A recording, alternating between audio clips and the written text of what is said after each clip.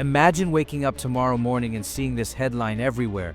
CNN, Fox News, every notification on your phone. Scientists announce time travel is real, not in 100 years, not maybe someday, today, right now. A functional time machine exists. You can buy a ticket, pick a date, any date in human history, visit ancient Rome, watch the signing of the Declaration of Independence, see the dinosaurs, or jump forward, see your future, meet your grandchildren, watch humanity colonize Mars. The technology works, it's safe, and it's available to anyone who can afford it. Your first thought? That's impossible. Your second thought? Wait, what would I do with that power? Today we're exploring what would actually happen if time travel became possible right now. And I promise you, the answer is way more dangerous than you think. Now, before you start fantasizing about visiting the past or seeing the future, here's why this matters more than just being a cool superpower. This isn't about adventure. This isn't about satisfying curiosity. This is about understanding that time travel would instantly become the most dangerous technology humanity has ever created. More dangerous than nuclear weapons, more dangerous than artificial intelligence, because with nukes, you can destroy cities. With AI, you can destabilize economies. But with time travel, you can erase reality itself. Think about it. If you go back in time and change one thing, one small decision, you create a ripple. That ripple becomes a wave, and that wave reshapes everything that comes after. You could accidentally erase your own existence, wipe out entire countries, change history so drastically that when you return to the present, nothing looks the same. And here's the terrifying part. You wouldn't even know what you changed. This is about realizing that time isn't just something that passes. It's the foundation of cause and effect. And the moment we get the power to mess with it, we risk breaking reality itself. Let's start with the obvious question everyone asks. If time travel became possible today, where would people go first? The answer is predictable. Some would go back to fix personal mistakes. That embarrassing thing you said in high school? Gone. That relationship you ruined? Fixed. The investment you should have made? Bitcoin at 10 cents. You'd be a billionaire. Others would go back to witness history. Imagine standing in Ford's Theater the night Lincoln was shot, watching the moon landing from Mission Control, seeing the pyramids being built, experiencing Woodstock, meeting Einstein, Leonardo da Vinci, Shakespeare. And then there's the darkest reason. Some would go back to kill, to prevent tragedies, stop 9/11, assassinate Hitler before World War II, save JFK. It sounds heroic, noble, but here's what nobody thinks about. What if it doesn't work the way you expect? Let's say you go back to 1933 and stop Hitler from rising to power. You succeed. He never becomes dictator. World War II never happens. 60 million lives saved. You return to the present feeling like a hero, but when you arrive, the world is unrecognizable. America never became a superpower because it never mobilized for war. The Soviet Union dominates Europe. The Cold War went hot and turned nuclear in the 1960s. Half the planet is a radioactive wasteland. Your family? They don't exist. The chain of events that led to your parents' meeting never happened because your grandfather died in a different war. You didn't save the world. You destroyed it. And here's the nightmare. You can't undo it. Because the timeline you came from, it's gone, erased. You're stuck in this new reality, alone. A refugee from a timeline that no longer exists. This is called the butterfly effect, the idea that small changes create massive consequences. And it's not science fiction, it's chaos theory. In 1961, meteorologist Edward Lorenz discovered that tiny changes in initial conditions, like rounding a number differently, could completely alter weather predictions. He called it sensitive dependence on initial conditions. Basically, a butterfly flapping its wings in Brazil could theoretically cause a tornado in Texas. Now apply that to time travel. You step on a bug in the past. That bug was supposed to be eaten by a bird. The bird starves. The bird's predator starves. An entire ecosystem collapses. A forest doesn't grow. A river changes course. A city that was supposed to exist never gets built. And the person who was supposed to invent the cure for cancer? Never born.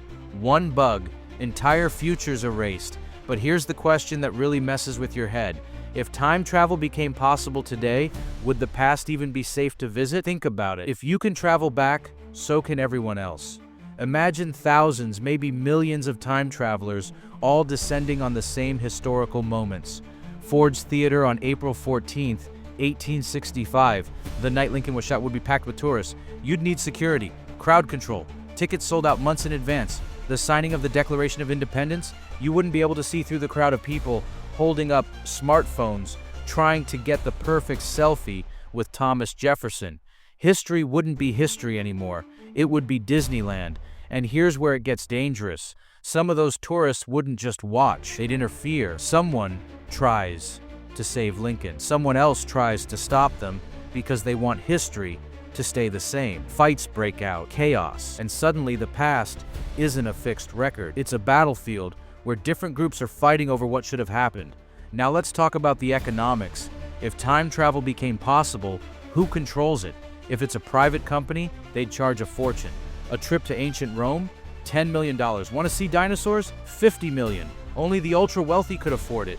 Billionaires would hoard history, buy exclusive access to major events, and the rest of us, we'd be locked out. But here's the darker scenario.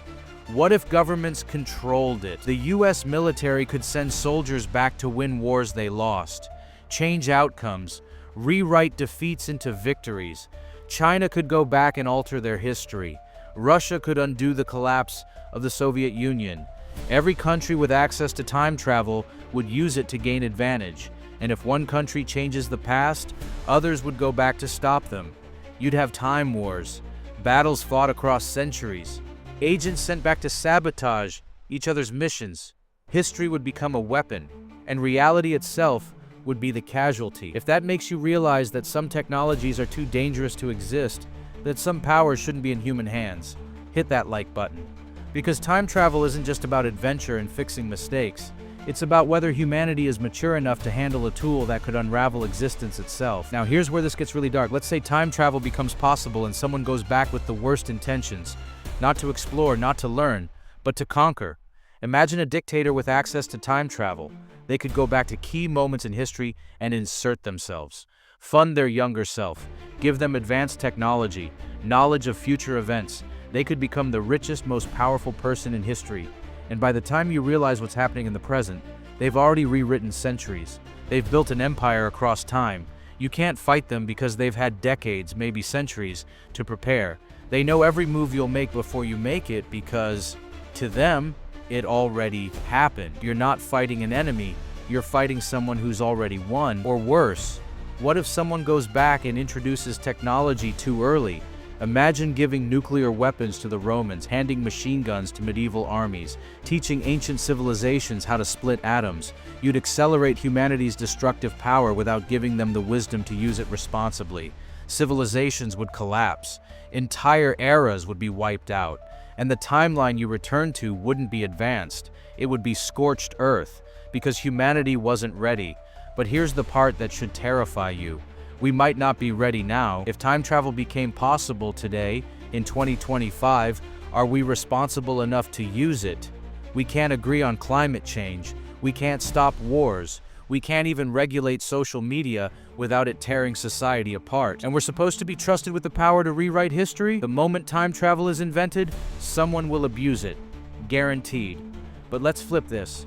What if time travel could only go forward, not back? You could jump ahead to 2050, 2100, 2500, see the future, but you can't change the past. Would that be safer? At first it sounds perfect. No butterfly effect, no risk of erasing yourself. But here's the problem. Once you see the future, you bring that knowledge back, and that knowledge changes decisions. Let's say you jump to 2100 and see that a specific company becomes the most valuable in the world. You come back and invest everything in it, but so does everyone else who saw that future. The company gets overvalued, bubbles, crashes, the timeline changes. The future you saw, it doesn't happen anymore. It was based on a world where people didn't know the future, but now they do. You've created a paradox. The future can't exist if everyone knows about it and acts to benefit from it. And here's an even darker thought. What if you jump to the future and see that humanity doesn't make it? You arrive in 2020 and there's nothing. Empty cities, overgrown ruins, no people. You come back to 2025 with that knowledge. Do you tell anyone? If you do, Mass panic. Society collapses trying to prevent the future you saw. If you don't, you live with the weight of knowing everyone you love is doomed. Either way, the future you saw might become inevitable because of what you did. This is the grandfather paradox in reverse. Instead of killing your grandfather and erasing yourself, you see your end and cause it by trying to prevent it. So what does this mean for you? For us, if time travel actually became possible today, it means we'd face an impossible choice. Do we use it and risk everything, or do we lock it away and pretend it doesn't exist? Because here's the truth. Time travel wouldn't just be a tool, it would be a test of whether humanity can resist the temptation to play God. And based on our history, based on how we've handled every other powerful technology, we'd fail that test. Nuclear weapons? We use them. Genetic engineering? We're already experimenting. Social media? We let it divide us. So what makes you think we'd handle time travel responsibly? We wouldn't. Someone would go back and try to fix things. Someone else would go back to stop them. And before long, reality itself would fracture into competing timelines, each one fighting to exist. But here's the twist you didn't see coming. What if time travel is already possible?